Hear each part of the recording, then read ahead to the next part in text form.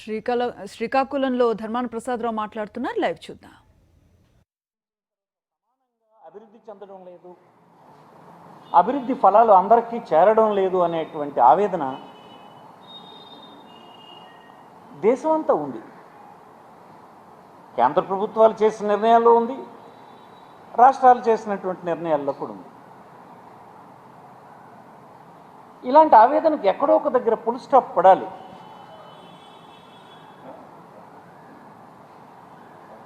అలాంటి నేపథ్యంలో వచ్చినటువంటి చట్టం ఇది.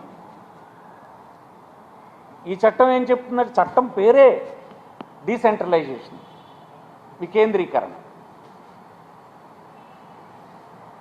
Inclusive development in all regions, సమగ్రమైనటువంటి అభివృద్ధి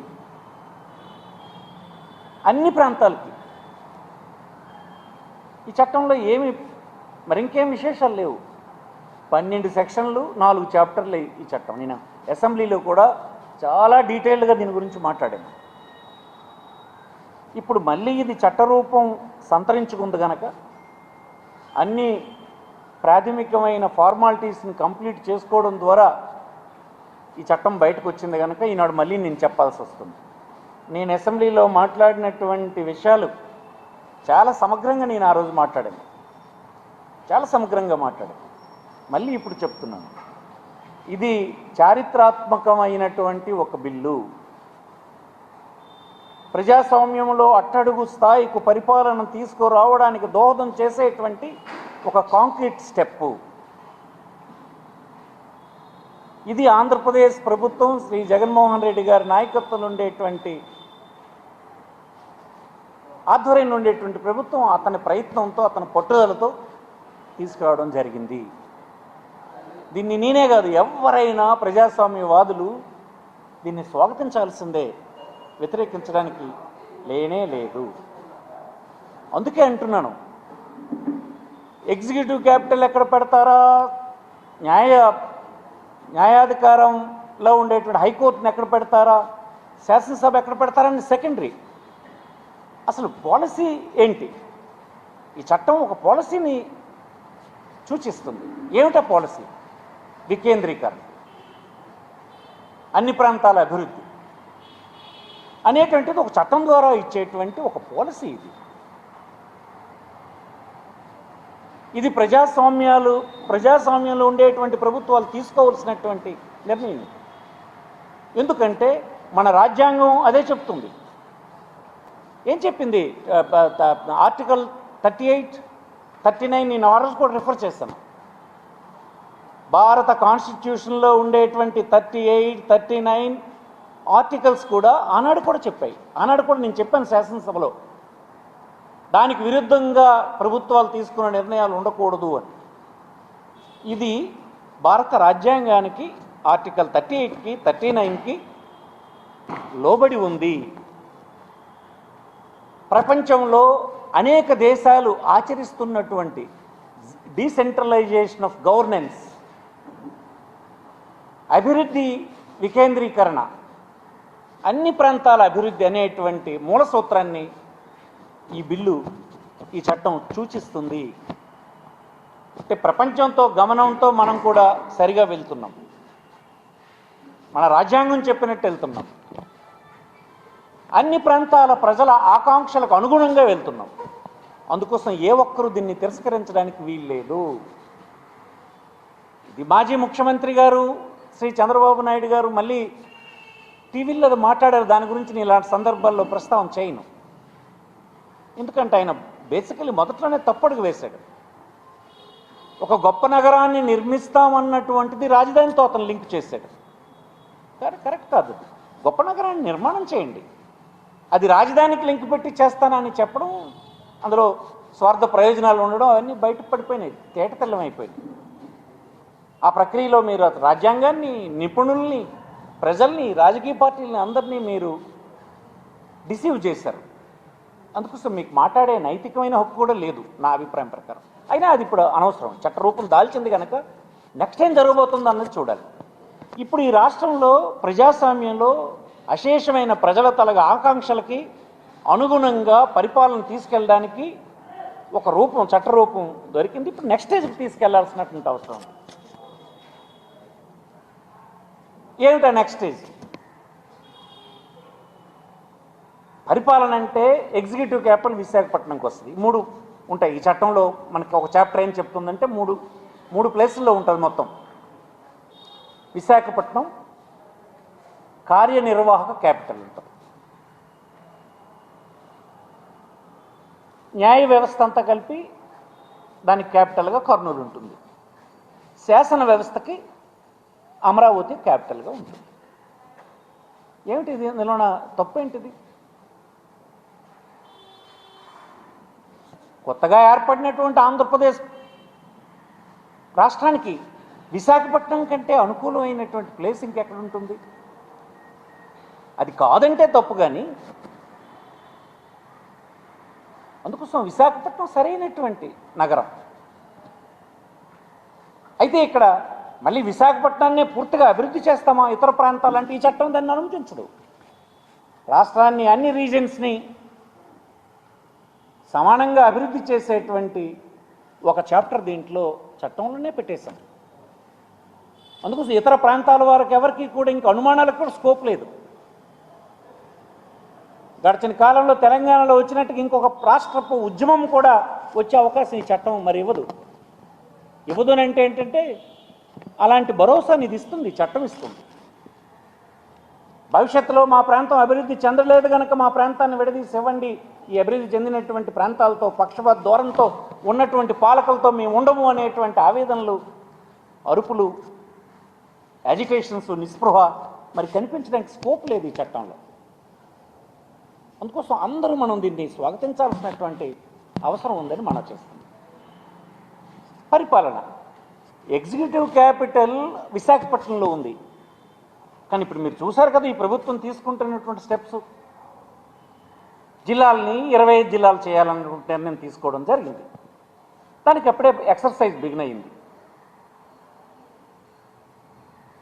అంటే 13 జిల్లాలది 25 జిల్లాలకి పరిపాలన వెళ్తుంది. నెక్స్ట్ ఇంకో స్టెప్ చాలా గొప్ప స్టెప్ పడింది. గ్రామ స్థాయిలో పరిపాలనకు సంబంధించి విలేజ్ సెక్రటేరియట్ అని వచ్చింది. 12 డిపార్ట్మెంట్లు గ్రామం వద్దకు వెళ్ళాయి. మీరు చూడండి ఎంత డీసెంట్రలైజ్ అయ్యింది పరిపాలన. ఇవన్నీ అనుభవించినటువంటి ప్రజలకి అర్థమవుతుంది. ఊరకనే మనం కన్ఫ్యూజ్ చేయడానికి ప్రయత్నం చేస్తున్నాం, కరెక్ట్ కాదు. ఎగ్జాక్ట్లీ ప్రజాస్వామ్యంలో ప్రభుత్వాలకు ఉండే లక్ష్యం అదే అయి ఉండాలి. పరిపాలన అనేటువంటిది కింద స్థాయి వరకు, బాటం లెవెల్ వరకు అందుకోవలసినటువంటి సామాన్యమైన ప్రజల వరకు తీసుకువెళ్ళాలంటే పరిపాలన డీసెంట్రలైజ్ చేసే స్టెప్ సిస్టమేటిక్గా పడాలి. అనేక దేశాల్లో ఈ పని జరగలేదు. వనరులు లేనటువంటి బీద దేశాల్లో ఈ ప్రక్రియ ఇంకా కేంద్ర స్థాయిలోనే ఉండిపోయినాయి.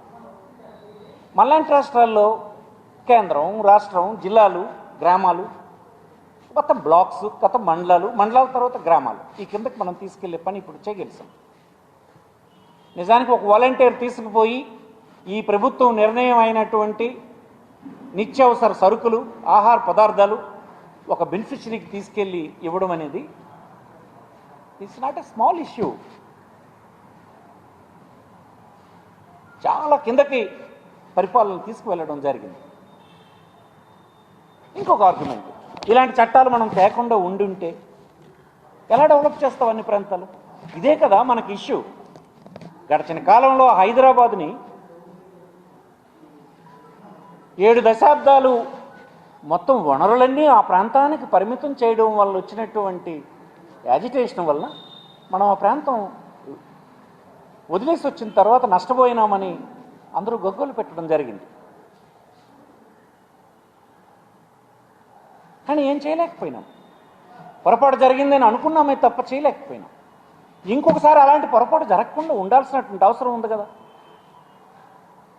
ఊరకనే గడిచిన కాలంలో ముఖ్యమంత్రి గారు అమరావతి, అక్కడే రిజర్వ్ బ్యాంక్ కార్యాలయం, డిప్యూటీ రిజర్వ్ బ్యాంక్ కార్యాలయం, అన్ని డిప్యూటీ గవర్నర్ ఒక రీజనల్ కార్యాలయం అక్కడే, అన్ని ఇన్స్టిట్యూషన్స్ అక్కడే, అన్ని ఇండస్ట్రీస్ అక్కడే, అన్ని ప్రభుత్వ కార్యాలయాలు అక్కడే, శాసన వ్యవస్థ అక్కడే, జ్యుడిషియరీ అక్కడే, అన్నీ పెట్టి నేను అభివృద్ధి చేస్తానంటే ఏంటి? మనం మళ్ళీ ఏం చేస్తున్నట్టు? మన అనుభవంతో ఏమైనట్టు? అది మీరు చేస్తున్నారని అంటే మీరు ఒక స్వార్థపూరితమైన ప్రయోజనాల కోసం ఆశించి చేస్తున్నారన్నది ఎవరికైనా అర్థమైపోతుంది కదా. రాజ్యాంగం చెప్తుంది, నిపుణులు చెప్పారు, శివరామకృష్ణన్ వాళ్ళు చెప్పారు, నిపుణులకు బృందం వచ్చి చెప్పారు అది కరెక్ట్ కాదని. రాజ్యాంగం ఇలా చెప్తుంది, 38-39 ఆర్టికల్లో చెప్తుంది. ప్రపంచంలో వరల్డ్ బ్యాంక్ ఎక్కడ వాళ్ళు సహాయం చేసినా వరల్డ్ బ్యాంక్ చెప్తుంది డీసెంట్రలైజ్డ్ అప్రోచ్ అవసరం, యాజిటేషన్స్ ఇట్లాంటివి రాకుండా ఉండడానికి వాళ్ళు చెప్తున్నారు. ప్రపంచ దేశాలను అనుసరిస్తున్నాయి, అభివృద్ధి చెందిన దేశాలని ఇదే మోడల్ని అనుసరిస్తున్నాయి. దానికి ఒక చట్టాన్ని ఈవేళ ఆంధ్రప్రదేశ్ ప్రభుత్వం తెచ్చింది. అందుకోసం ఒక విధానం ఇది. ఈ విధానాన్ని ఎవరు తప్పడానికి అవకాశం లేనే లేదు. మరీ ముఖ్యంగా ఈ ప్రాంతానికి ఇది వచ్చింది అంటే ఎన్నో ఏళ్లగా ఈ ప్రాంత వాసుల కోరిక నెరవేరింది. ఇటు క్యాపిటల్ వచ్చింది అనేది కాదు, ఈ రీజన్ కూడా అభివృద్ధి చెందడానికి ఇప్పుడు సరైనటువంటి పునాది పడింది. ఈ లెజిస్లేషన్ను తీసుకురావడానికి ఆలోచన చేసిన ముఖ్యమంత్రిని కానీ వైఎస్ఆర్ పార్టీ ప్రభుత్వాన్ని కానీ తప్పనిసరిగా అభినందించాల్సినటువంటి అవసరం. ఒక పెద్ద భవనాన్ని కట్టి ఆ భవనం చూపించి అదే గొప్ప రాజధాని అని అనిపించాలన్న ప్రయత్నం అది అమాయకత్వమే అవుతుంది. కాకపోతే స్వార్థపూరితమైన ఆలోచన దాన్ని వెనుకుంటుంది. అందరికీ ఆపర్చునిటీస్ వచ్చేటువంటి బిల్ ఇది, నిర్ణయం ఇది. అందుకోసం దీన్ని మనస్ఫూర్తిగా ప్రజలు ఆహ్వానించాల్సిన అవసరం ఉంది. కొన్ని రాజకీయ పార్టీలు పేరు పెట్టి కొంతమంది నడుపుతూ ఉంటారు, అందులో స్వార్థపూరితమైన ప్రయోజనాలు ఉన్నాయి. ప్రపంచంలో అందరూ ఒక ప్రాంతాన్ని భూమి కొన్నారంటే దాని అర్థం ఏంటి? చట్టం కాకముందే భూమి అందరూ కొనేస్తారని అంటే మీరు అందరికీ చెప్పి ఇక్కడ క్యాపిటల్ పెడతాము, ఇది భూమి వస్తుంది అని చెప్పి అమాయకమైన రైతుల దగ్గర భూములు కొనేసి ప్రపంచంలో ఉండే ధనవంతులందరూ అక్కడికి చేరిపోయి అదేమో గొప్ప నిర్ణయమైన మా చేత అనిపించాలని, ప్రజలందరి చేత అనిపించాలని చేసిన ప్రయత్నం తప్పు కదా ఇది. అందుకోసం దీని మీద ఇంకా మాట్లాడే నైతికమైన హక్కు తెలుగుదేశం పార్టీకి లేదు, అప్పుడు ముఖ్యమంత్రి గారికి లేదు నా అభిప్రాయం ప్రకారం. అందుకోసం ఇది పాలసీ, ప్రపంచంలో అందరూ అనుసరిస్తున్నటువంటి విధానం ఇది, మన రాజ్యాంగం చెప్పినటువంటి విధానం ఇది, ఎక్స్పర్ట్స్ చెప్పినటువంటి విధానం ఇది, రాష్ట్ర ప్రజలందరి కోరిక విధానం ఇది. అందుకోసం ఇది చట్టరూపం దాల్చింది.